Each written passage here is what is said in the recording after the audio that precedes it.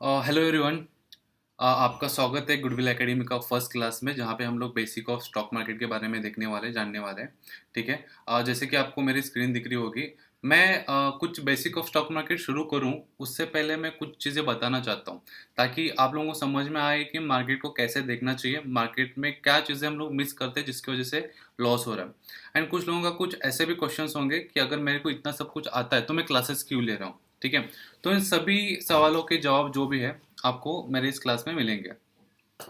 अब मैं कुछ चीज़ें आपको दिखाना चाहता हूँ जो ऐसे स्टूडेंट्स हैं जिन्होंने लॉस करके बैठे हैं। एंड कुछ ऐसे भी स्टूडेंट रहेंगे जो टोटली फ्रेशर्स है, जिनको अभी तक मार्केट के बारे में कुछ भी पता नहीं है। तो ये उनके लिए भी है, दोनों के लिए है। एंड मैं चाहता हूँ कि कोई भी वीडियो ना स्किप करके मत देखो, या फास्ट फॉरवर्डिंग मत करो।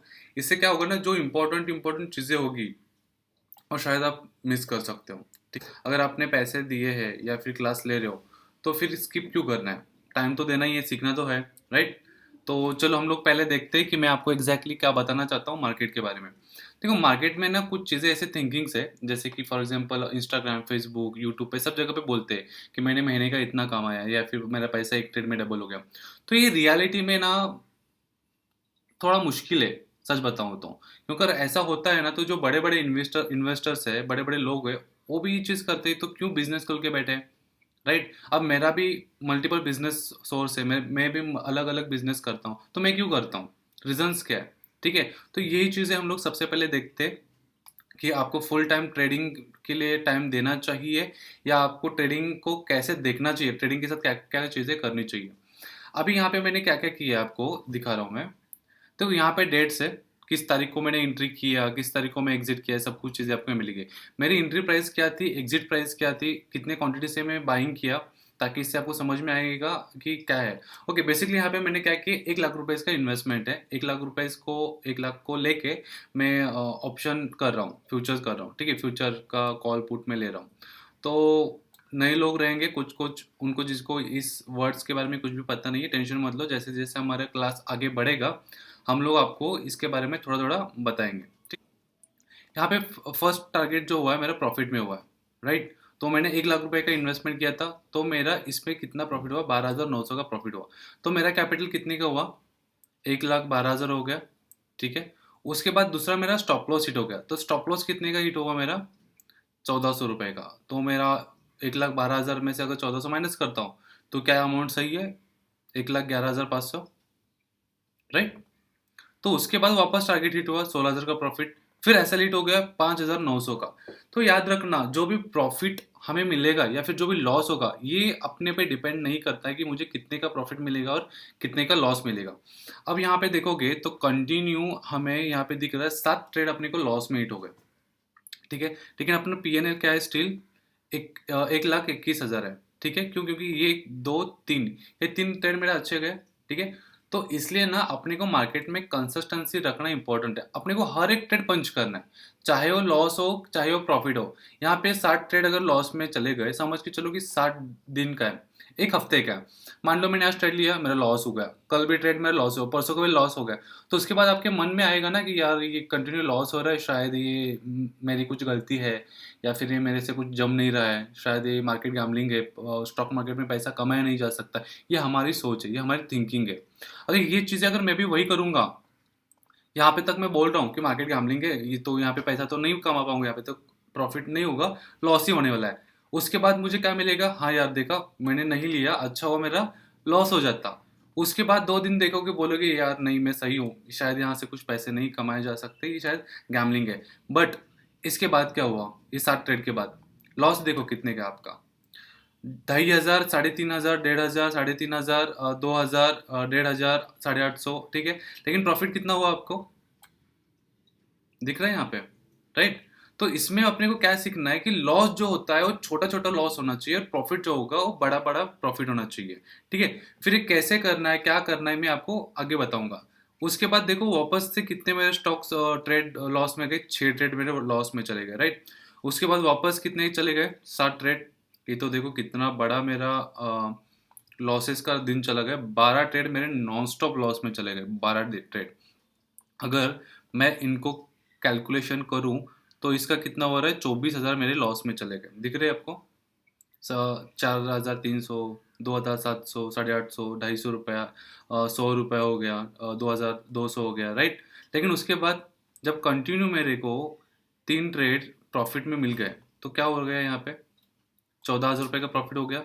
वापस से यहाँ पे कितने का हुआ, 3 ट्रेड का, 38,000। तो आप यहाँ पे कैलकुलेट कर पा रहे हो, 12 ट्रेड मेरे लॉस में होने के बाद 24,000 का लॉस हिट हो गया।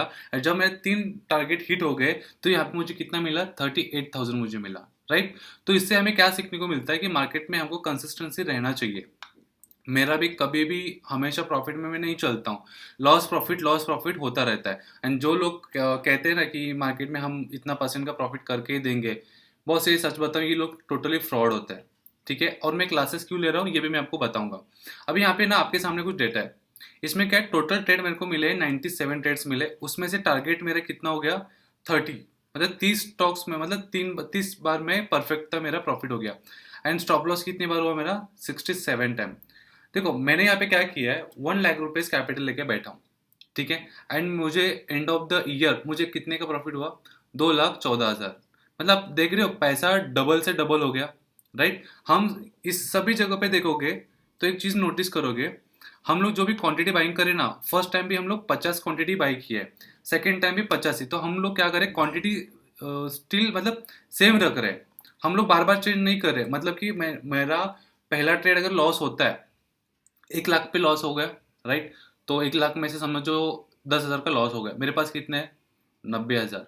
अब 90,000 पे प्रॉफिट होगा, तो ये थोड़ा मतलब ये चीटिंग है ना। अगर मेरा लॉस होगा तो 1 लाख पे लॉस होगा, एंड जब मेरा प्रॉफिट होगा तो 90,000 पे प्रॉफिट होगा, राइट। तो इसके लिए हमको कैपिटल ना सेम रखना चाहिए। इसका मतलब ऐसा है क्या कि मतलब 1 लाख रुपए लेके बैठा हूँ, मेरा तो लॉस हो गया, तो वापस 10,000 का लॉस हो तो मुझे वापस 10,000 ऐड करना है, नहीं। अगर मेरे पास 1 लाख है तो मुझे 10,000 से ट्रेड करना है।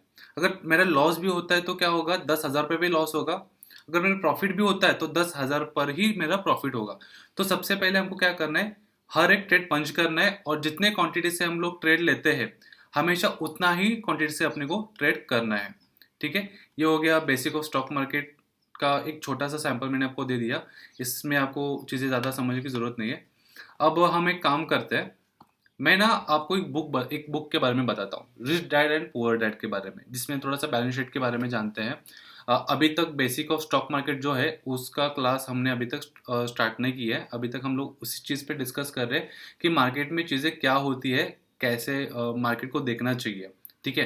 ताकि आपके माइंड अगर क्लियर हो जाएगा ना कि मुझे इस व्यूज में या इसी तरीके से मार्केट को देखना है, तो शायद आप लोग ना उसी मेंटेलिटी से चल सकते हैं, और वो मेरे लिए भी बेटर है कि आप उसी टाइप से देखोगे तो मार्केट को, ठीक है। देखो दुनिया में ना दो बुक्स काफी ज्यादा फेमस है। आपको क्या लगता है कौन से बुक्स रहेंगे, जो कि हर दो इंसान को पूछोगे, दो में से एक को तो पता ही होगा उस बुक के बारे में और उस बुक का नाम।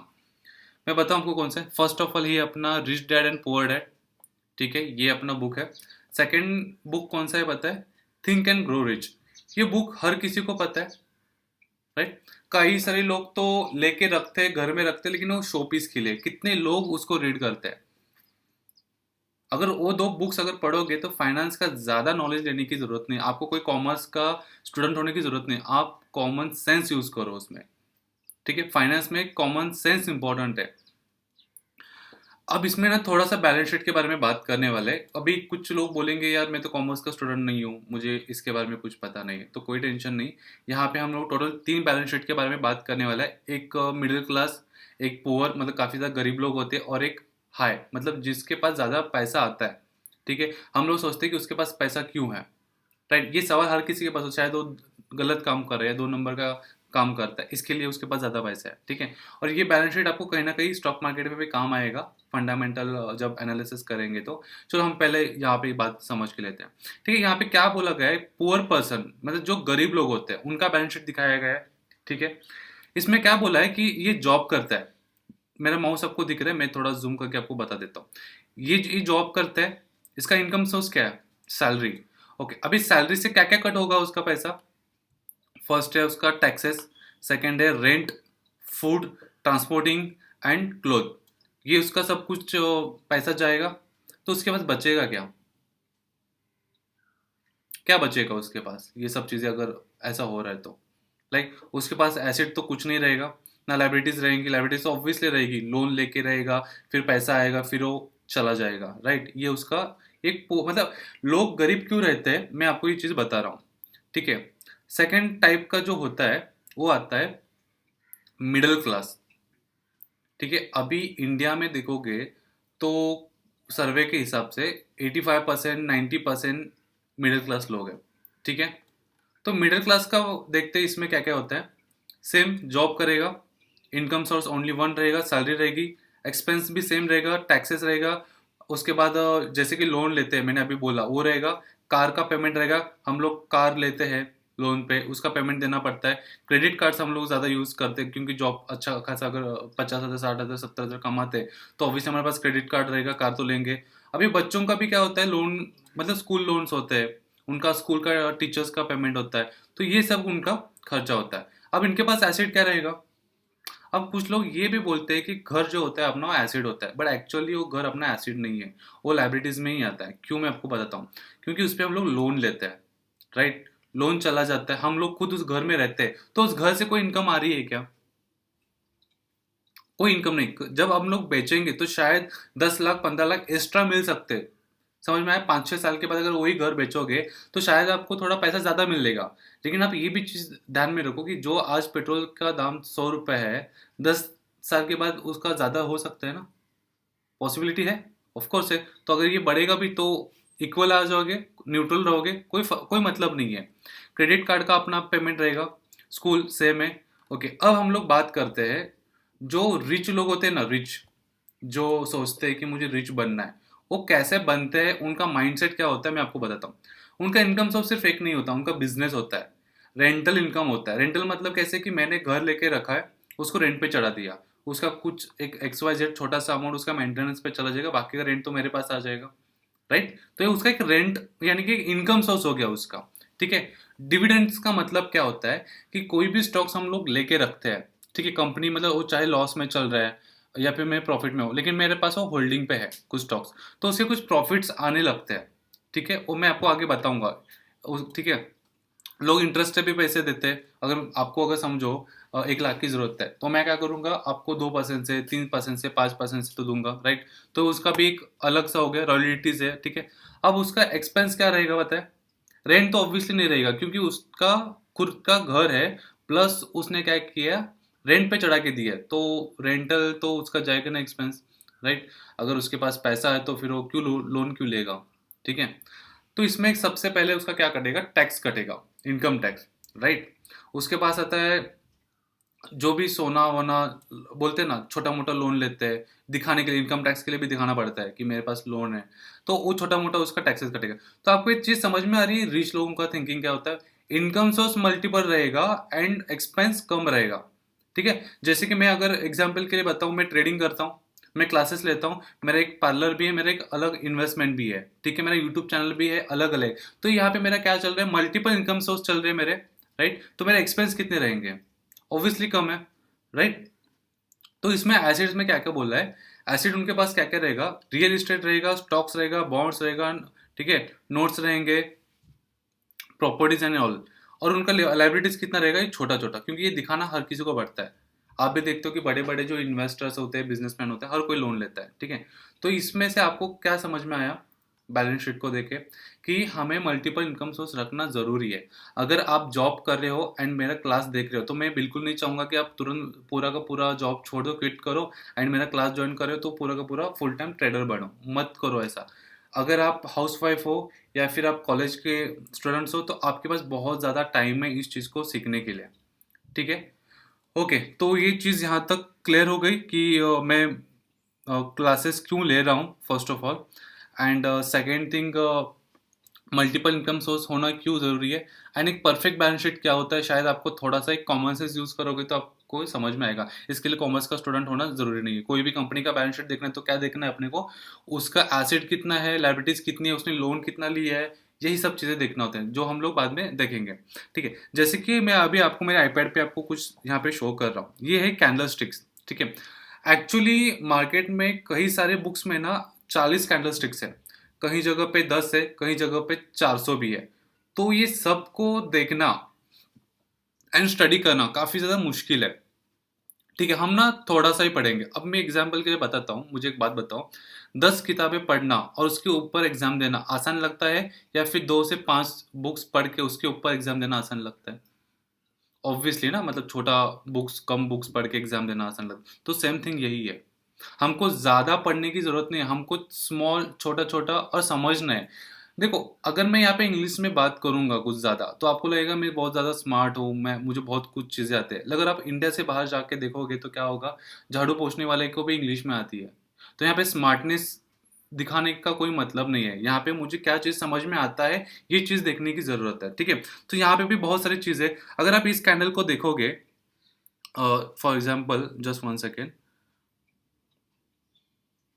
देखो, यहाँ पे आप इस कैंडल को देखोगे तो ये कैंडल्स का नाम जो है ना, कई जगह पे इसको बुलिश एंगल्फिंग भी बोला जाता है, लेकिन यहाँ पे कुछ और चीज़ें दी गई है। तो यही चीज़ है, मार्केट में हमेशा नया नया चीज़ आएगा, उसका नाम भी अलग अलग होगा, लेकिन अपने को नाम से और उसके कैरेक्टर से मतलब नहीं है, वो काम क्या करता है वो अपने को समझ के लेना है। अगर हमें पता चल गया कि उसका काम क्या है, तो मुझे पढ़ने में और अपने अपने को काम करने में काफ़ी ज़्यादा आसानी होगी, बराबर है? तो चलो, हम लोग अभी यहाँ पे क्या करेंगे, यहाँ पे बहुत सारे कैंडल्स है उसके नाम से, राइट? तो अभी मैं क्या करूँगा, आपको हर एक कैंडल्स पढ़ाऊंगा क्या? नहीं, मैं आपको सिर्फ और सिर्फ 3 कैंडल पढ़ाने वाला। अब कौन कौन सा? ये कैंडल है, सेकेंड कैंडल ये है, और थर्ड कैंडल ये है, बस। ये हमें 3 कैंडल्स पढ़ना है, दैट्स इट। इस 3 कैंडल से ज़्यादा अपने को कुछ भी चीज़ पढ़ने की ज़रूरत नहीं है। चलो, अभी हम लोग क्या करते हैं, स्टॉक मार्केट का जो बेसिक ऑफ स्टॉक मार्केट है वो हम लोग अभी शुरू करते हैं, ठीक है? अभी यहाँ पे जिसको स्टॉक मार्केट के बारे में बेसिक भी नहीं पता है ना, ये उनके लिए है, और जिसको पता है थोड़ा सा मार्केट के बारे में, ये उनके लिए भी है, क्योंकि हम लोगों को डीप नॉलेज नहीं होता है मार्केट को लेके, ठीक है? तो मैं आपको लेके चलता हूँ बेसिक मार्केट पे। अभी देखो, बेसिक मार्केट का मतलब क्या, क्या है बेसिक, क्या होता है, क्या पूछते हैं हम बेसिक के लिए, क्यों, कैसे, किसने, मतलब क्वेश्चंस होते हैं बेसिक, छोटे छोटे चीजें। तो उसी क्वेश्चंस के ऊपर ही हम लोग क्या करने वाले हैं, काम करने वाले हैं, ठीक है?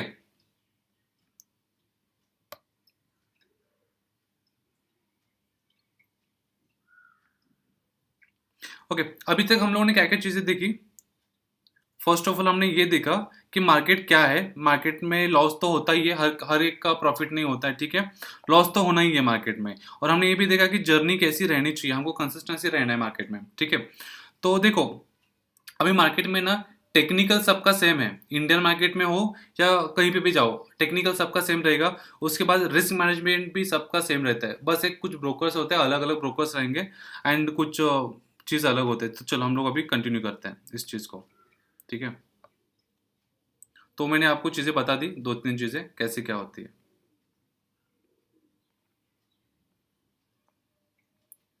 ओके, मुझे एक बात बताओ, अगर आपको कोई फूड लेना है, ठीक है, कोई भी फूड अगर आपको लाना है, खाना है, एप्पल्स वगैरह, तो आप एक कहाँ पे जाओगे इसको लेने के लिए?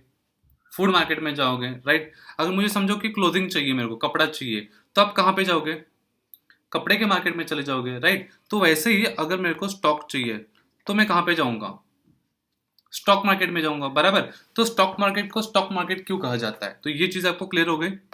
क्योंकि स्टॉक मार्केट में अपने को स्टॉक्स मिलते हैं, इसलिए हम लोग स्टॉक मार्केट को स्टॉक मार्केट बोलते हैं, ठीक है? अब हम लोग क्या बात करते हैं, स्टॉक का मतलब क्या है?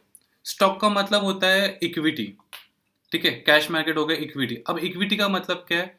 इक्विटी का मतलब होता है पार्टनरशिप या एक ओनरशिप, ठीक है? अब फॉर एग्जाम्पल के लिए एक बात समझो कि ये एक कंपनी है, ठीक है? यहाँ पे दो लोगों ने इन्वेस्टमेंट किया, ठीक है? तो हर कोई 50% का ओनर रहेगा, बराबर है? अगर उसी जगह पे 10 लोगों ने इन्वेस्टमेंट किया, तो हर कोई 10% का इन्वेस्टर रहेगा, ठीक है?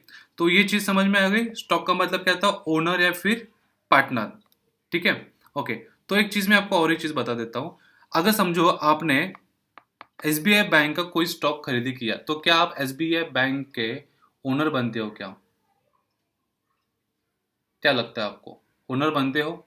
हाँ, आप 0.0000001% के आप ओनर बनते हो, ठीक है? तो जैसे कि उस कंपनी की ग्रोथ होगी, तो आपको जितना इन्वेस्टमेंट किया उतना आपको प्रॉफिट मिलेगा। अभी इसका मतलब कैसा है, अगर किसी भी कंपनी को पकड़ के चलो, या खुद का कंपनी है, आपने 100 रुपये इन्वेस्टमेंट किया, 2 महीने में उस कंपनी की वैल्यू 102 रुपये हो गए, मतलब इसमें प्रॉफिट हो गया, तो आपको प्रॉफिट कितना रहेगा? 2% का रहेगा, बराबर है। तो वैसे ही ये चीज है, ठीक है। मतलब क्या है कि आप जितना कम परसेंटेज के बाइंग करोगे उतना कम परसेंट का आपको प्रॉफिट मिलेगा, ऑब्वियसली ये चीज तो क्लियर है, ठीक है। तो स्टॉक का मतलब क्या आपको समझ में आ गया? स्टॉक का मतलब क्या होता है? एक ओनर होता है, ठीक है, या फिर आप एक पार्टनर हो। ओके, ये चीजें क्लियर होगी आपको यहाँ तक? तो अभी ये काम कैसे करते हैं ना, इसको समझते हैं, ठीक है। हम लोग इसको कैसे करना है, या फिर ये स्टॉक्स हमको जहाँ से मिलते हैं ये कौन देता है, क्या करता है, कैसे लग, मतलब एक और जैसे कि एक चीज़ और एग्जांपल की बताता हूँ। अगर कोई टाटा का स्टॉक मेरे को खरीदी करना है, तो मुझे कौन बेचेगा? रतन सर खुद आपको देंगे? राइट, नहीं देंगे। तो उसके बीच में कहाँ से मिलता है अपने को? एक एनएससी बीएससी नाम की दो चीज़ें होती है, ठीक है। अब ये एनएससी एंड ये जो बीएससी है, ये क्या है? एक प्लेटफॉर्म से, जैसे कि अगर समझो मुझे आपको पैसे ट्रांसफर करने हैं, तो मैं क्या यूज करूंगा? गूगल पे, पेटीएम, राइट। तो ये क्या मेरे लिए प्लेटफॉर्म है। तो वैसे जो स्टॉक्स एक्सचेंज करते हैं तो उसको बोलते हैं एनएससी एंड बीएससी। वैसे तो बहुत सारे 5-6 है, लेकिन हम मोस्ट ऑफ द टाइम क्या करते हैं? एनएससी में ज्यादा काम करते हैं, ठीक है, एंड बीएससी में। तो एनएससी का फुल फॉर्म जो है नेशनल स्टॉक एक्सचेंज, बीएससी का फुल फॉर्म है बॉम्बे स्टॉक एक्सचेंज, ठीक है। अब ये फंक्शंस कैसे करते हैं एनएससी बीएससी, इसके बारे में थोड़ा देखते हैं। अब समझो कि मुझे कोई कार खरीदी करनी है, कार लेनी है, तो क्या हम लोग सीधा मैन्युफैक्चर डिपार्टमेंट जहाँ पे मैन्युफैक्चर हो रहा है वहाँ पे जाके खरीदी करते हैं क्या? नहीं ना। हम लोग उसके लिए कहाँ पे चले जाते हैं? ब्रोकर के पास। ब्रोकर यानी कि क्या होता है? Dealership, right. अब ये डीलरशिप में क्यों चले जाते हैं? क्योंकि हम लोग डीलरशिप को बोलते हैं कि मेरा इतना इतना बजट है, इस कंपनी की कार चाहिए, इस कलर की मुझे कार चाहिए, ठीक है। तो ब्रोकर क्या करता है? आपको गाड़ी लाके दे देता है, फिर डिलीवरी होती है, फिर लोन वगैरह सब चीज़ें करते हैं। तो सेम टू सेम ना, यहाँ पे भी कुछ ब्रोकर्स हैं एनएससी बीएससी के बीच में। जैसे कि आपने जीरोदा का नाम सुना होगा, एंजल ब्रोकर्स हो गए, एंजल ब्रोकरिंग हो गया, उसके बाद आईसीआईसी डायरेक्ट हो गया। तो ये जो भी नाम्स है ना, ये ब्रोकर्स है। तो ये एनएसए काम कैसे करता है, मैं आपको थोड़ा समझाता हूँ, क्लियर कर देता हूँ। देखो ये सब चीज़ें जो है ना, आपको बेसिक ऑफ मतलब मार्केट में कुछ काम की नहीं है, लेकिन आपको ये पता होना चाहिए क्या है, ठीक है। एनएससी है, एनएससी किसके साथ जुड़ा होगा? ब्रोकर के साथ, ठीक है। एंड ब्रोकर किसके साथ जुड़ते हैं? कस्टमर के साथ, ठीक है। क्लाइंट नंबर 1 हो गया, और ये हो गया क्लाइंट नंबर 2, ठीक है। अब जब कस्टमर नंबर 1 को, ठीक, जब कस्टमर नंबर 1 को कोई स्टॉक चाहिए तो उस किसको बोलेगा? हो जाएगा ब्रोकर को बताएगा कि मुझे इस टाइप का इस प्राइस में मुझे स्टॉक खरीदी करनी है। तो फिर ब्रोकर क्या करेगा कि ढूंढेगा कि उसी प्राइस में वही स्टॉक कोई बेच रहा है क्या। तो इसको जितनी क्वांटिटी चाहिए ये बताएगा ब्रोकर को, एंड ब्रोकर क्या करेगा, ये किसको बताएगा? ढूंढेगा कस्टमर 2। और जब कस्टमर नंबर 2 बोलेगा कि हाँ मुझे इतना इतना बेचना है, तो वापस वो ब्रोकर को इन्फॉर्म करेगा। तो फिर ब्रोकर क्या करता है? कस्टमर नंबर 1 को बोलता है कि हाँ इतने इतने प्राइस में है, तो ये लेन देन हो गया। तो ब्रोकर का काम क्या है? ब्रोकरेज लेना, जैसे कि घर लेते हैं हम लोग, ब्रोकर्स होते हैं, तो सेम काम यहाँ पे भी ब्रोकर का वही है। इसमें कुछ डिफरेंट ऐसा कुछ भी नहीं है। तो आपको समझ में आ गया कि एनएससी क्या काम करता है, ब्रोकर काम कैसे करता है, एंड हम लोगों को स्टॉक्स कैसे मिलते हैं, कहाँ से मिलते हैं, स्टॉक मार्केट को स्टॉक मार्केट क्यों कहा जाता है, एंड स्टॉक का मतलब क्या है। तो ये जो छोटी छोटी चीज़ें हैं, क्या आपको ये माइंड में क्लियर हो गई? आइए आपके सामने कुछ ब्रोकर्स के नाम है, जैसे कोटक हो गया, एचडीएफसी हो गया, एंजल ब्रोकर, आईसीआईसी डायरेक्ट हो गया, जीरोधा हो गया, ठीक है। ये आपके सामने जो लिस्ट दिख रहा है ये ब्रोकर्स है। एनएससी डायरेक्टली कभी भी किसी भी कस्टमर का अकाउंट नहीं खोलता है, कभी भी डायरेक्टली उनके बीच में बिजनेस नहीं होता है, हमेशा ब्रोकर अवेलेबल ही रहता है, ठीक है। अभी हम लोग क्या करते हैं, अभी हम लोग बात करते हैं ट्रेडिंग के बारे में, ठीक है। ट्रेडिंग में भी दो चीजें होती है, एक होता है हमारे पास फंडामेंटल एनालिसिस, और सेकंड होता है अपने पास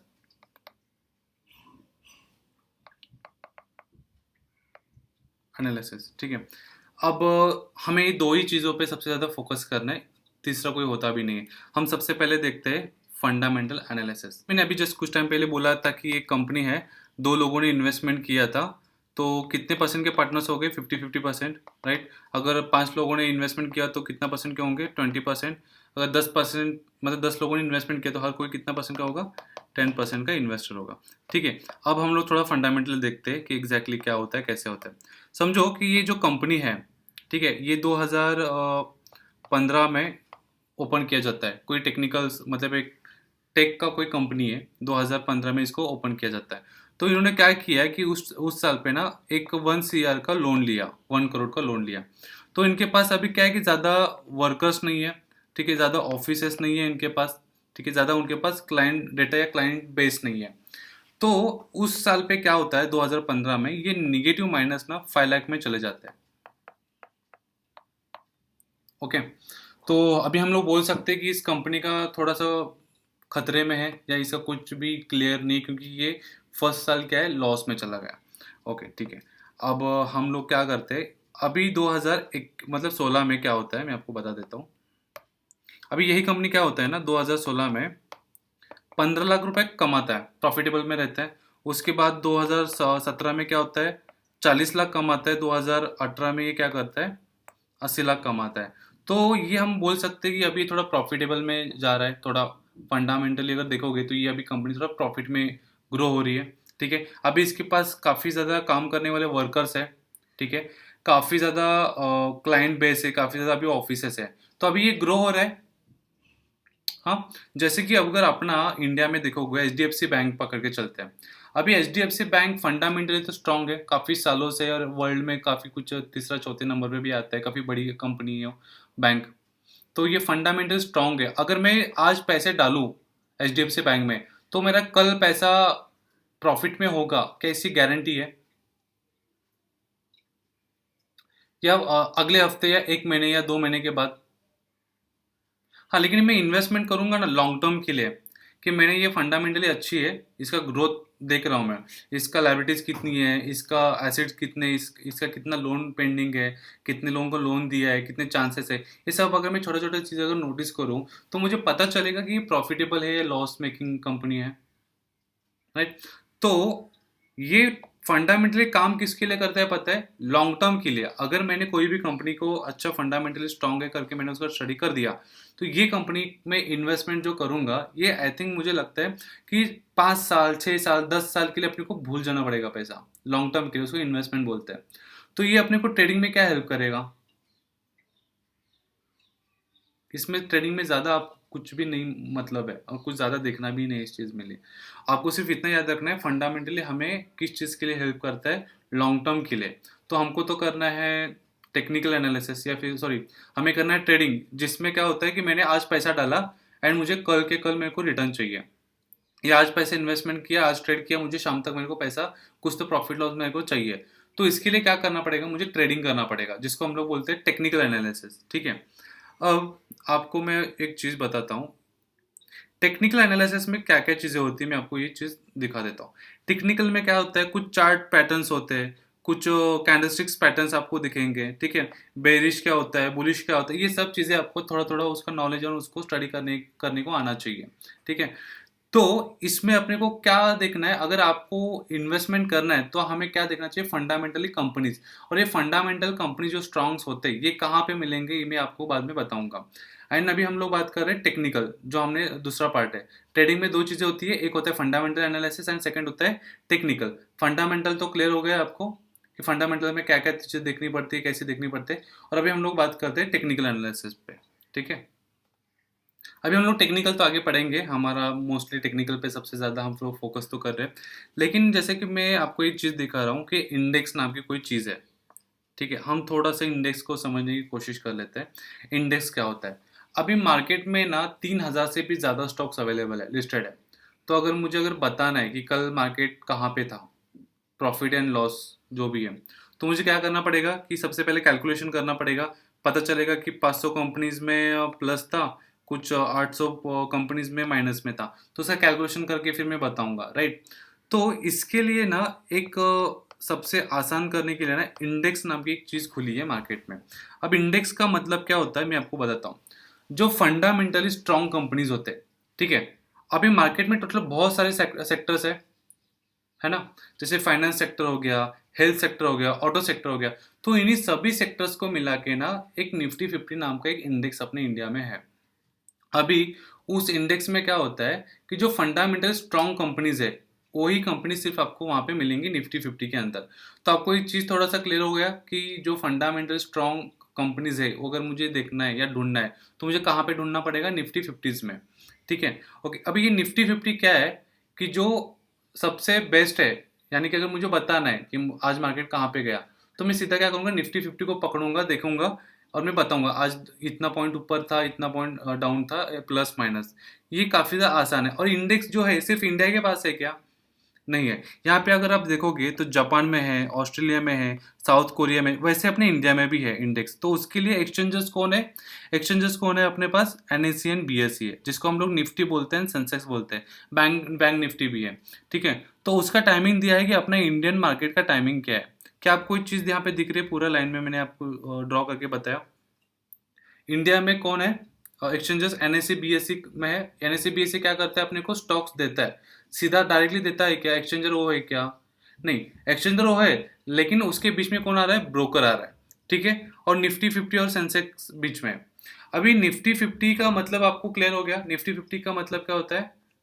जो टॉप कंपनीज होती है उनका पूरा एक कैलकुलेशन किया जाता है, और जो कैलकुलेशन करते हैं उसको निफ्टी 50 बोला जाता है, और उसमें फंडामेंटली स्ट्रॉन्ग कंपनीज होती है। अगर आपको देखना है कि निफ्टी 50 के अंदर कौन कौन से सेक्टर्स आते हैं, कितने सारे स्टॉक्स आते हैं, तो कैसे देखना है मैं आपको बताता हूँ। हमको क्या करना है, सीधी तरीके से अपने को आना है, गूगल पे आना है। निफ्टी 50 के अंदर कौन कौन से सेक्टर्स है, कितने सारे टाइप्स के स्टॉक्स है, अगर मुझे देखना है तो मैं क्या करूँगा, सीधा मैं यहाँ पे गूगल पे आऊँगा और यहाँ पे मैं क्या करूँगा, लिखूंगा निफ्टी 50 वेटेज। ठीक है, यहाँ पे आपको मिल जाएगा निफ्टी 50 वेटेज। तो इसमें क्या करना है आपको, जो एनएससी का जो ऑफिशियल वेबसाइट है वहाँ पे मैं क्लिक करूँगा। एंड देखो यहाँ पे आपको नीचे दिख रहा है निफ्टी 50 में कौन कौन से सेक्टर्स है। फाइनेंस सेक्टर है, ऑटो है, हेल्थ सेक्टर है, ठीक है, मेटल्स हो गए। तो ये तो अपने को सेक्टर समझ में आ गया। ये जैसे कि निफ्टी 50 के अंदर निफ्टी एक 100% है, और उस 100% में सबसे ज़्यादा वॉल्यूम या फिर सबसे ज़्यादा इंपॉर्टेंट किसको दिया गया? फाइनेंस को दिया गया है। ठीक है, जिसमें 100% में से 21.76% इंपॉर्टेंस से दी गई। अभी इसको ना थोड़ा और ज़्यादा देखना है तो यहाँ पे डाउनलोड्स करके दिखेगा। यहाँ पे इस पे जैसे शीट पे क्लिक करोगे तो नए विंडोज़ पे आप शिफ्ट हो जाओगे। यहाँ पे अगर देखोगे तो आपको यहाँ पे दिख रहा होगा फाइनेंस सेक्टर 21.75। ठीक है, मैं आपको जूम करके बता देता हूँ। देखो यहाँ पे इंफॉर्मेशनल टेक्नोलॉजी है, इसमें कितना परसेंट का इंपॉर्टेंस दी गई। तो हेल्थ सेक्टर है, 8.31% का उसको इंपॉर्टेंस दी गई है। अभी फाइनेंस सेक्टर में जिसको 21% सबसे ज़्यादा इंपॉर्टेंट हम बोलते हैं, अभी उसके अंदर भी कोई ऐसा रहेगा सबसे ज़्यादा पावरफुल है, तो वो कौन है? अभी स्टेट बैंक ऑफ इंडिया, जिसको 2.35% का वेटेज दिया गया है अभी। ठीक है, मतलब 100% में से उसका 2.35% का वेटेज है। ठीक है, तो आपको ये चीज़ समझ में आ गया कि मुझे अगर निफ्टी 50 के कितने भी सेक्टर से अगर देखना है तो मुझे क्या करना पड़ेगा, सीधा हम लोग इंटरनेट पे गूगल करेंगे, कैसे कि आपने अभी देखा। और यहाँ पे आपको सेक्टर वाइज मिलेगा, सेक्टर वाइज पे भी कौन से सेक्टर को कितना वेटेज दिया है यहाँ पे आपको लेफ्ट साइड पे दिख रहा होगा। एंड उसके अंदर भी कौन इंपॉर्टेंट है, ये भी आपको चीज़ें समझ में आएगी। अभी फंडामेंटली अगर कोई इन्वेस्टमेंट करना चाहता है तो उसको क्या करना है कि जो भी मंथ चल रहा है उस महीने का अगर देखना है तो सीधा जाओ, निफ्टी 50 वेटेज डालो, वहाँ पे आपको सेक्टर दिखेंगे और उसमें से सबसे ज़्यादा कौन से बढ़िया कंपनीज है यहाँ पे, वो आपको यहाँ पे लिस्ट मिलेगा, और वहाँ पे पैसा आपको डाइवर्ट करना है। एक ही जगह पे पहला पूरा पैसा आपको नहीं डालना है। ओके।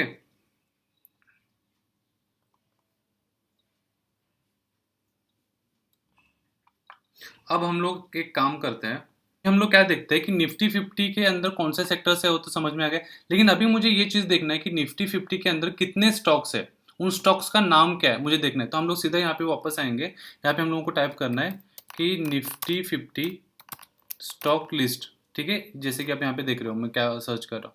यहाँ पे आप कहीं पे भी जा सकते हो, जैसे कि मैं अभी ये धन है, धन को मैं अगर ओपन करूँगा तो यहाँ पे आपको दिख रहा है निफ्टी 50 कंपनीज, राइट। तो ये रहा आपके सामने उस 50 कंपनियों, उसके 50 कंपनीज के नाम एंड प्राइस। यहाँ पे जैसे कि रिलायंस हो गया, टाटा हो गया, H D F C, I C I C, Airtel है, ठीक है, I T C, State Bank of India, ये हो गया आपके निफ्टी 50 के अंदर के स्टॉक्स।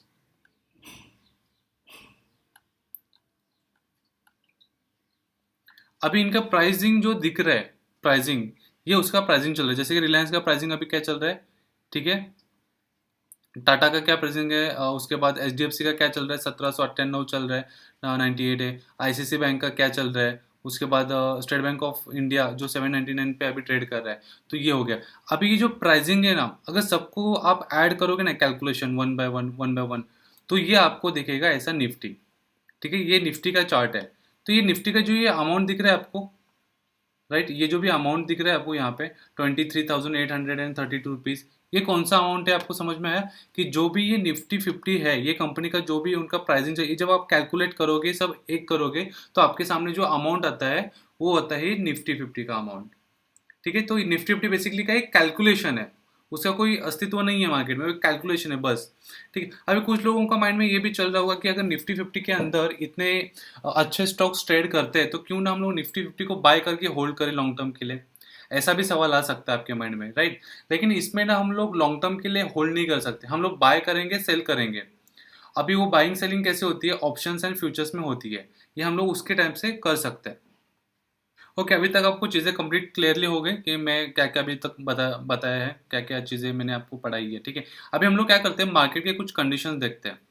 कितने टाइप्स के मार्केट्स होते हैं? देखो, मार्केट ना कभी भी ऐसा सीधा ऊपर नहीं जाता है, और कभी भी मार्केट सीधा डाउन नहीं आता है। ठीक है, मार्केट ना दो टाइप से जाता है, ऐसा जिगजैग करते जाता है, स्लोली अपसाइड जाता है, स्लोली डाउन साइड जाता है। तो इसमें आपको क्या समझ में आया?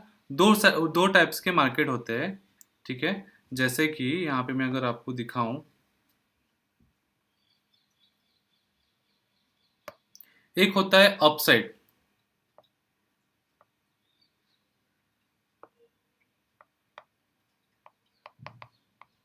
उसमें कैसा होता है, मार्केट स्लोली स्लोली ऊपर जाता है, higher high higher low, higher high higher low, higher high higher low, ऐसे बनाते बनाते वो क्या करते हैं, मार्केट ऊपर चला जाता है। और एक दूसरा जो होता है, डाउन साइड होता है। अभी डाउन साइड मार्केट कैसे करता है, मार्केट हमेशा लोअर हाई लोअर लो, लोअर हाई लोअर लो, लोअर हाई लोअर लो, ऐसे बनाते बनाते मार्केट डाउन आता है। तो ये जो दो कंडीशन है जो आपके सामने है, ठीक है, ये दो कंडीशन है। और एक थर्ड कंडीशन होता है, तीसरा कंडीशन होता है। तीसरा कंडीशन क्या है मार्केट का, कि मार्केट एक जगह से निकलता है, ठीक है, और उस जगह से रेजिस्टेंस लेता है, मतलब वहां पे रुकता है, वहीं से नीचे आता है।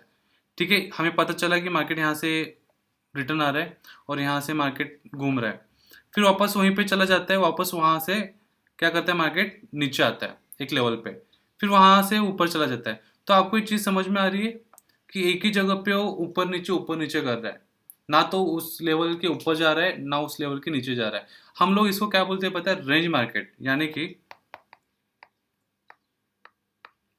साइडवेज मार्केट बोलते हैं। ये वर्ड्स थोड़ा सा आपको शायद नए नए लोगों के लिए नए नए वर्ड्स होंगे, लेकिन हमको इतना ज़्यादा इस पे ध्यान नहीं देना है। हमारा काम सिर्फ एक ही है, हमको क्या करना है, इसका काम कैसा होता है, ये काम कैसे करते हैं, बस दैट्स इट, यही हमारा काम है। उससे ज़्यादा हमें कुछ देखने की ज़रूरत नहीं है यहाँ पे। ठीक है, तो ये बात क्लियर हो गई कि तीन तीन टाइप्स के मार्केट होते हैं। एक होता है अपसाइड, जहाँ पे आपको higher high higher low, higher high higher low बनाते दिखेगा मार्केट, जो कि मार्केट ऊपर ऊपर ऊपर चले जाता है।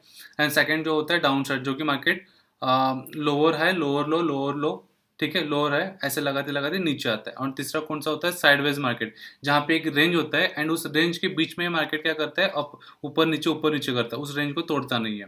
ये तीन टाइप्स के मार्केट होता है। एंड एक चौथा भी होता है, जो कि होता है रॉकेट, मतलब कि जहाँ पे वो निकलेगा सीधा ऊपर चला जाएगा, वो आपको कहीं पे एंट्री नहीं मिलेगा, कहीं पे वो एंट्री देगा ही नहीं। तो ऐसे टाइप्स के मार्केट में ना हम लोग ट्रेड नहीं करते हैं, जहाँ पे सबसे ज़्यादा लॉस होता है लोगों का। ठीक है, अभी हम लोग बात करते हैं टाइम फ्रेम के बारे में। ठीक है, इसमें ना दो टाइम फ्रेम्स होता है, एक होता है बिग टाइम फ्रेम,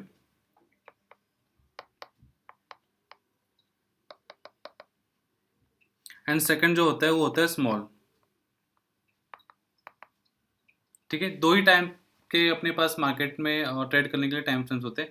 अभी बिग टाइम फ्रेम का मतलब क्या पता है, जो लोग इन्वेस्टमेंट करते हैं 2 साल 3 साल 4 साल के लिए, और एक जो होता है उसी के अंदर 5 से 6 दिन के लिए, जिसको हम लोग स्विंग ट्रेड भी बोलते हैं। ओके, तो ये दो हो गया। और स्मॉल टाइम फ्रेम में इसका मतलब तो कॉमन सेंस यूज करोगे तो पता चलेगा। स्मॉल टाइम फ्रेम का मतलब क्या होता है, छोटे टाइम फ्रेम में इन एंड आउट। जैसे कि हम लोग इंट्राडे बोलते हैं कि मैं आज ही एंट्री कर रहा हूँ एंड आज ही मैं क्या कर रहा हूँ, मार्केट से एग्जिट ले रहा हूँ, वो चाहे लॉस हो प्रॉफिट हो। तो दो टाइप्स के ट्रेडर्स होते हैं। एक होता है इन्वेस्टर जो स्विंग भी करता है और बड़े टाइम फ्रेम के लिए इन्वेस्टमेंट करके 5 से 6 साल के लिए होल्ड करता है। एंड दूसरा जो होता है स्मॉल टाइम फ्रेम, जो कि क्या करता है कि मैं आज ही एंट्री करूंगा और आज ही एग्जिट करूंगा, ठीक है, सेम डे का, चाहे वो लॉस हो प्रॉफिट हो। अभी हम लोग बात करने वाले हैं कि मार्केट में कौन कौन ट्रेड करता है, कौन कौन पार्टिसिपेट करता है। फर्स्ट होता है रिटेल ट्रेडर्स, जैसे कि जनरल पब्लिक हो गया, आप हो गए, मैं हो गए। सेकंड होता है हाई नेट वर्थ इन्वेस्टर्स। अभी ये कौन होते हैं मैं आपको बता देता हूँ। ये आपके सामने मेरा लैपटॉप खुला है, आपको दिख रहा है, जैसे कि राकेश झुंझुनवाला हो गया या फिर विजय केडिया हो गया। क्यों मैं इनका नाम क्यों बता रहा हूँ, क्योंकि काफ़ी सारे लोगों को इनके बारे में पता है, इनके नाम पता है। तो ये लोग क्या करते हैं, बड़े बड़े इन्वेस्टमेंट करते हैं क्योंकि उनके पास फंड बड़ा होता है, ठीक है। एंड थर्ड है इंस्टीट्यूशनल इन्वेस्टर्स। अब ये कौन होता है, जैसे कि मैं आपको यहाँ पे दिखा देता हूँ। अगर आप गूगल पे सर्च भी करोगे कि इंस्टीट्यूशनल इन्वेस्टर्स के नाम से ना, तो जैसे कि म्यूचुअल फंड्स हो गया, ओके। अब इसमें कैसा होता है कि आपका जो भी पैसे म्यूचुअल फंड में डालते हो, तो उनको भी प्रॉफिट जो होता है वो आपको देते हैं। तो वो लोग क्या करते हैं, ये बड़े बड़े अमाउंट जो होते हैं वो लोग इन्वेस्टमेंट करते हैं, उसके आसपास ट्रेड करते हैं। ये देखो म्यूचुअल फंड्स हो गया, इंश्योरेंस कंपनीज हो गई, ये सब आपको जो दिख रहा है, एस बी आई ग्रुप्स होते हैं, H D F C group हो गया, आई सी आई सी ग्रुप हो गया, तो ये सब कौन है, इंस्टीट्यूशनल इन्वेस्टर्स हैं। अभी इनके पास और ट्रेडिंग करना या फिर इन्वेस्टमेंट करना ये लोग कैसे करते हैं पता है। इनके पास पूरा का पूरा बिल्डिंग होता है फ्लोर वाइज। फ्लोर में कोई पंच करने वाला कोई और होता है, ट्रेड डेटा एनालिसिस करने वाला कोई और होता है, टेक्निकल एनालिसिस करने वाला और होता है। तो हमारे पास क्या है, इनके अगेंस्ट अगर आप देखोगे कि इनके पास इतना सब चीज़ें हैं, तो हमारे पास क्या है, एक लैपटॉप, मोबाइल है, टेलीग्राम के कुछ चैनल्स है जहाँ पे हम देख के हमको लगता है कि हमारे पास बहुत कुछ चीज़ें, हमको बहुत सारी चीज़ें आती है।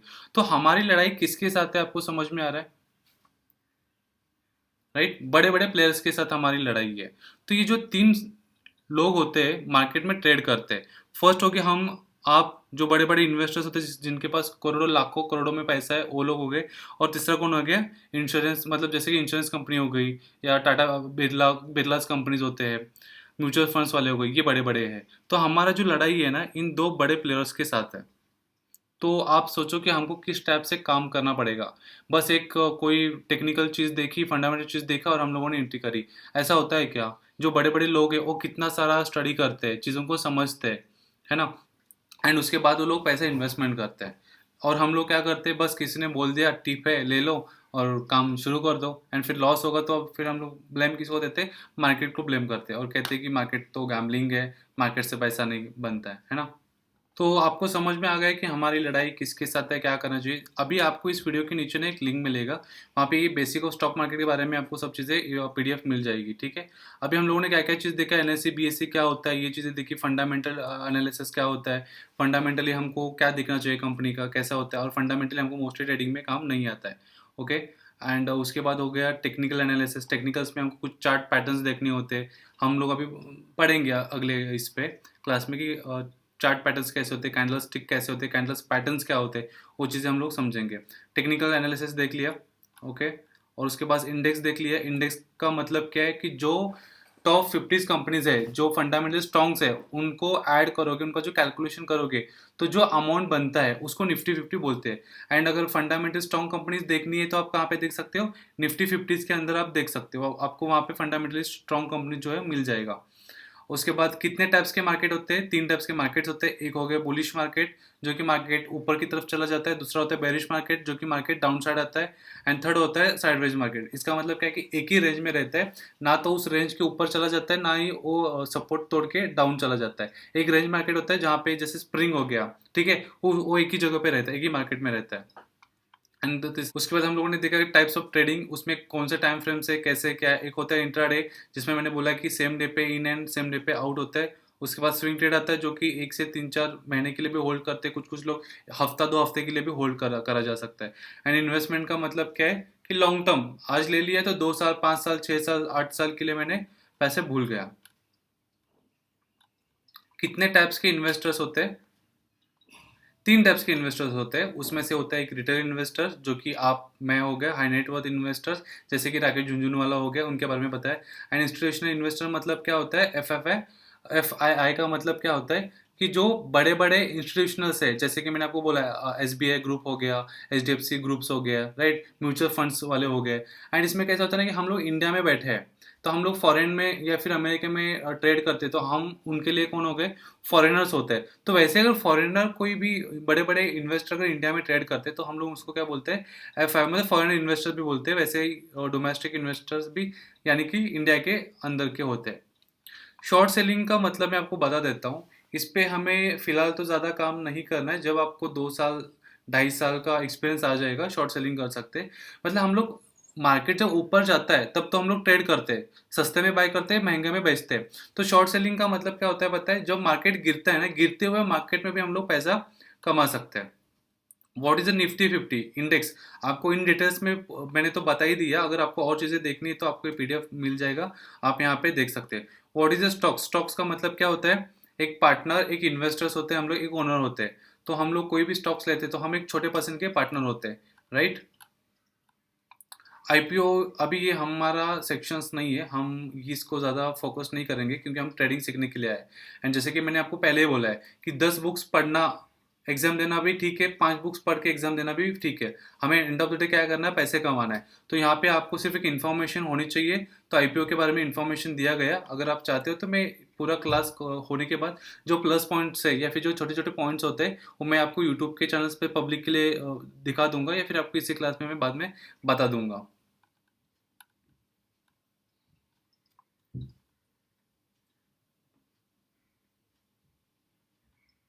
एंड निफ्टी 50 इसका कोई वैल्यू है, अवेलेबल है, जैसे स्टॉक्स है, जैसे कंपनी है, उसका है क्या, नहीं है। निफ्टी 50 क्या है, एक कैलकुलेशन है, याद रखना। निफ्टी 50 का कोई भी वजूद नहीं है। निफ्टी 50 को हम लोग लॉन्ग टर्म के लिए लेके नहीं रख सकते, सिर्फ ऑप्शंस एंड फ्यूचर्स में उसको हम लोग बाइंग सेलिंग करते हैं, ठीक है। और डिटेल्स में आपको यहाँ पे इस PDF में दिया गया है। What is a broker, broker का मतलब तो ऑलमोस्ट सेम ही है, जैसे कि कोई भी घर लेते हैं, लेन देन करते हैं, जो ब्रोकर का कमीशन होता है वही सेम होता है। बस ब्रोकर हमको बेस्ट टू बेस्ट प्राइस में जो हमको जो भी स्टॉक्स चाहिए वो हमको ला के दे देता है, और वो अपना ब्रोकरेज ले लेता है।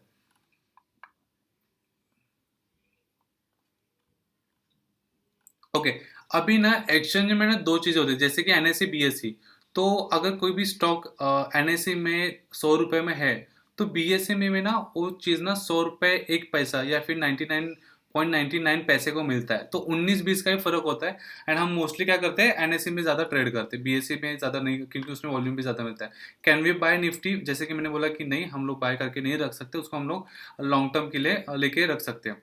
एंड ETF वगैरह चीज़ें हैं, वो आपको बाद में पता चलेगा कैसे क्या होता है। जैसे कि हम लोग रिस्क मैनेजमेंट पे आएंगे तब मैं आपको बताऊंगा कि ETF में इन्वेस्टमेंट क्यों करना चाहिए, कैसा risk management. What is the short selling, जो कि मैंने बताया कि गिरते हुए मार्केट में हम लोग पैसा कमा सकते हैं। What is FII, FPI and DII, domestic investors and public जो होते हैं, वो चीज़ें हैं यहाँ पे। एंड इन डिटेल्स में मैंने आपको दिया गया है।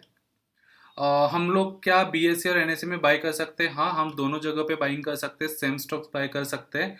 एंड बस 19-20 का ही फर्क होता है, जैसे कि मैंने यहाँ पे बताया कि 100 रुपीज़ है, वहाँ पे 99.99 का ही होता है। छोटा मोटा ही फर्क होता है, ज़्यादा कुछ होता नहीं है वहाँ पे।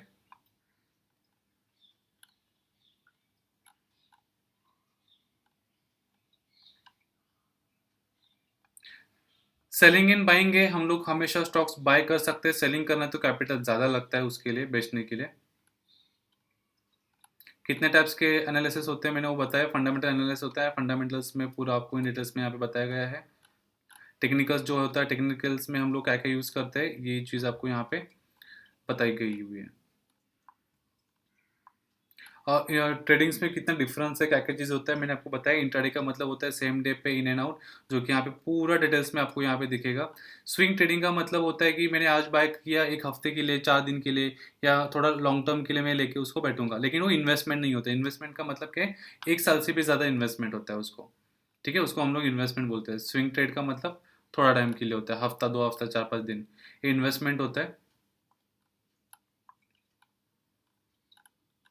ये जो भी मार्जिन वगैरह है, मैं जैसे जैसे हम लोग फ्यूचर्स ऑप्शन पढ़ेंगे तब मार्जिन क्या होता है वो सब मैं आपको बताऊंगा। तीन टाइप्स के ट्रेड्स होते हैं, bullish, bearish and sideways market. What is the consolidation, यानी कि ये जो है साइडवेज को हम लोग कंसोलिडेशन बोलते हैं, मतलब एक ही रेंज में मार्केट घूमता फिरता रहता है बस। ठीक है। एंड जैसे कि मैंने आपको यहाँ पे लिंक्स दिए हुए हैं, तो अगर आपको सीधा जो भी देखना है कि कितने टाइप्स के स्टॉक्स है, स्टॉक्स के नाम कौन कौन से, स्टॉक्स के लिस्टिंग चाहिए आपको, या फिर कितने सेक्टर्स है अगर देखना है, तो जैसे कि मैंने आपके सामने यहाँ पे गूगल करके बताए, वही सेम अगर आप प्रॉम्प्ट डालोगे, सर्च करोगे, तो आपके सामने मिल जाएगा। तो मैं उम्मीद करता हूँ कि आज का जो बेसिक ऑफ स्टॉक मार्केट था, बेसिक बेसिक चीज़ें थी, इसमें ज़्यादा कुछ आपको इम्पोर्टेंट नहीं है। यानी कि इसमें सबसे एक ही चीज़ें इंपॉर्टेंट है कि फंडामेंटली अगर आपको एक इन्वेस्टर बनना है तो फंडामेंटल स्टॉक्स कैसे ढूंढने हैं ये मैंने बताया। एंड फंडामेंटल स्टॉक्स आपको कहाँ पे मिलेंगे, वो कहाँ पे मिलते हैं, निफ्टी 50 के अंदर भी मिलते हैं, नेक्स्ट 50 निफ्टी भी कुछ चीज़ होती है जो कि मैं आपको आगे बताऊंगा। ठीक है।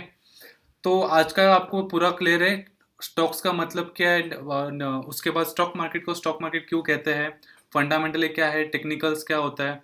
ठीक है। टेक्निकल्स में हम लोग कुछ चार्ट पैटर्न्स देखते हैं, कुछ कैंडल स्टिक्स होते हैं, कैंडल स्टिक पैटर्न्स होते हैं, वो चीज़ें देखते हैं, कितने टाइप्स के ट्रेडर्स मार्केट में ट्रेड करते हैं, तीन टाइप्स के ट्रेड करते हैं। टाइम फ्रेम क्या होता है, एक इन्वेस्टर्स होता है, और एक ऐसा भी होता है कि आज लिया एक महीने तक मैं होल्ड करूंगा, एक हफ्ता 2 हफ्ते के लिए होल्ड करूंगा। और तीसरा जो होता है स्मॉल ट्रेडर, जो कि मैं एंट्री कर रहा हूँ और आज मैं निकल रहा हूँ। ठीक है। ये सब चीज़ें मैंने बताई है। अगर आपको ज़्यादा कुछ और देखना है, समझना है, तो ये वीडियो पूरा रिपीट करो। एंड मैं उम्मीद करता हूँ कि आपने इस वीडियो में कोई भी चीज़ स्किप नहीं किया होगा, क्योंकि काफ़ी चीज़ें बेसिक थी, इसमें ज़्यादा तो आपका ट्रेडिंग में काम नहीं आने वाला है, लेकिन बेसिक चीज़ें आपको पता होना इंपॉर्टेंट है। तो अभी हम लोग आगे के क्लास में क्या देखेंगे, कैंडल स्टिक्स। कैंडल स्टिक्स का मतलब देखो, जैसे कि ये आपको यहाँ पे दिख रहा होगा कैंडल्स, ये जो कैंडल्स है, इसको कैंडल्स क्यों कहते हैं हम लोग, क्योंकि कैंडल जैसा दिखता है, ये मोमबत्ती जैसा दिख रहा है आपको, जैसे कि इसकी ये बॉडी हो गई और ये उसका वीक हो गया, राइट। तो यही रीजन है हम लोग इसको कैंडल्स बोलते हैं। कैंडल स्टिक्स में कैंडल में क्या क्या चीज़ें देखनी होती है, कैंडल्स को कैसे पढ़ना है, ये चीज़ें हम लोग देखेंगे। एंड जैसे कि मैंने आपको यहाँ पे बताया कि ये तीन टाइप्स के जो भी कैंडल्स है, बस यही अपने को पढ़ना है, ये हो गया, ये हो गया और ये हो गया। एंड देखो कैंडल स्टिक्स में अगर नाम देखोगे ना, सबके सब एक अलग नाम है, ये कोई इंडियन नाम नहीं है। आप अगर ये चीज़ नोटिस करोगे तो सब जापानीज वर्ड्स है। एंड मुझे एक बात बताओ, अगर जापानीज वर्ड्स में देखेंगे, उस पर मेहनत करेंगे, स्टडी भी करेंगे, तो याद रह सकता है जापानीज वर्ड्स, नहीं ना। तो इसलिए हम लोग क्या करेंगे, तीन ही कैंडल्स देखते हैं एंड उस पर ज़्यादा फोकस करेंगे, और इंडियन माइंडसेट के हिसाब से उसको समझते हैं, क्योंकि अपने को समझ के काम करना है, अपने को कोई स्मार्टली उसके नाम रट्टा मार के किसी के पास एग्जाम देने को नहीं जाना, ये अपने को काम करना है किस पे, पैसे कमाने के लिए। तो इसके लिए अपने को समझना इंपॉर्टेंट है, ना कि इसका नाम या फिर इसका कैरेक्टर। ओके।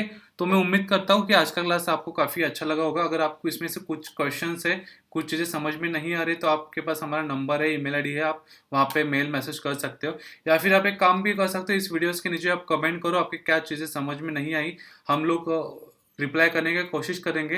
एंड जैसे कि कोई भी चैप्टर पे, कोई भी एक सब्जेक्ट पे अगर ज़्यादा चीज़ें ज़्यादा लोगों को समझ में नहीं आती है, तो आप कमेंट करा करो, उस कमेंट पे जितना ज़्यादा लोग क्वेश्चंस करेंगे, हम लोग क्या करेंगे, उसका एक स्पेसिफिकली एक अलग वीडियो बनाएंगे और वीडियो का लिंक आपको मिल जाएगा। और ऐसा भी हो सकता है कि हमारा क्लास जो है 6 महीने का है, राइट, तो 6 महीने में ना कभी कभी हर 2 महीने में चीज़ें चेंजेस होती है। ठीक है। तो हम लोग क्या करेंगे, इस वीडियो की जगह वो वीडियो आया करेगा, तो शायद आपको ये वीडियो देखने के बाद शायद तुरंत आपको नेक्स्ट वीडियो दिखेगा भी नहीं, 2 दिन रुको, 3 दिन रुको, शायद आपको 2-3 दिन में उसको अनलॉक हो जाएगा, आपके सामने वो वीडियोस दिखेगी। एंड हम लोग बेसिकली 4 चीज़ों पे सबसे ज़्यादा ध्यान देने वाले हैं। एक होता है टेक्निकल, सेकंड होता है रिस्क मैनेजमेंट, थर्ड है साइकोलॉजी एंड फोर्थ है लाइफ मैनेजमेंट। ये 4 कोऑर्डिनेट्स है और ये 4 कोऑर्डिनेट्स पे ही हम लोग सबसे ज़्यादा मेहनत करेंगे और काम करने वाले हैं। तो चलो देखते हैं अगले वीडियोस में कि कैंडलस्टिक्स क्या होते हैं, एंड टेक्निकल्स हम लोग स्टार्ट कर लेते हैं। ठीक है।